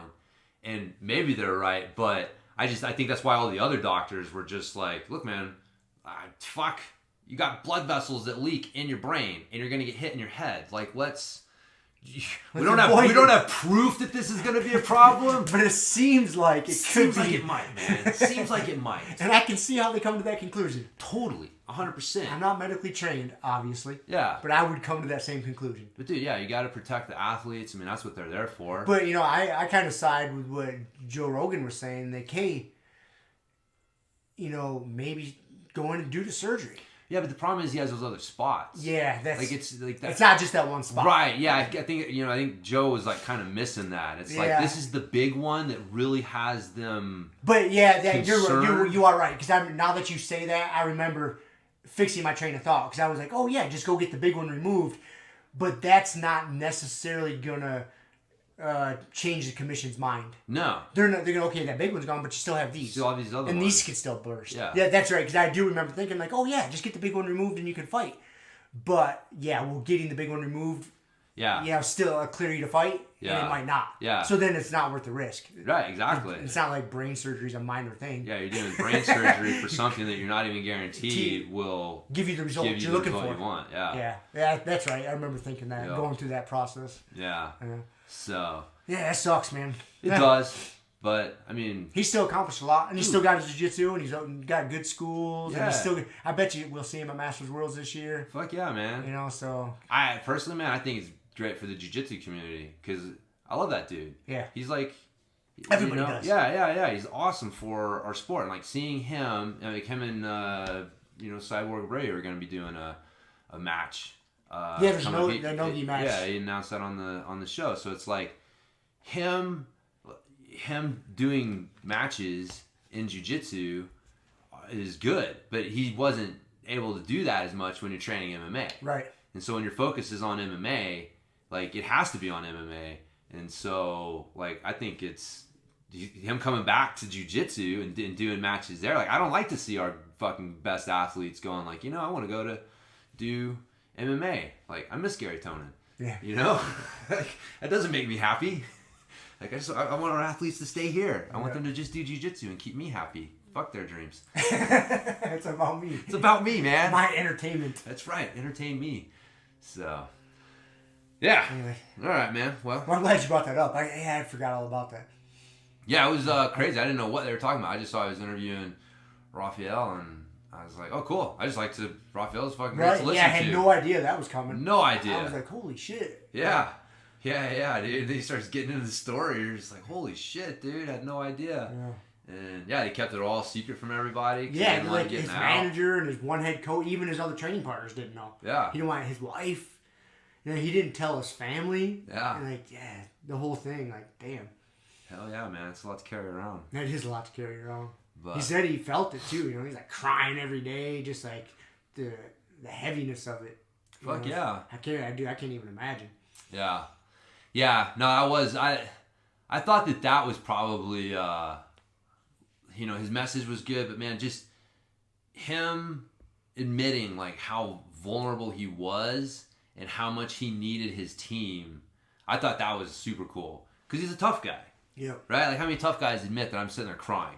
I'm in training and I'm feeling bad for myself, right? That's basically what he was. He was feeling bad for himself. He's, oh, nothing's going right. It's you could easily...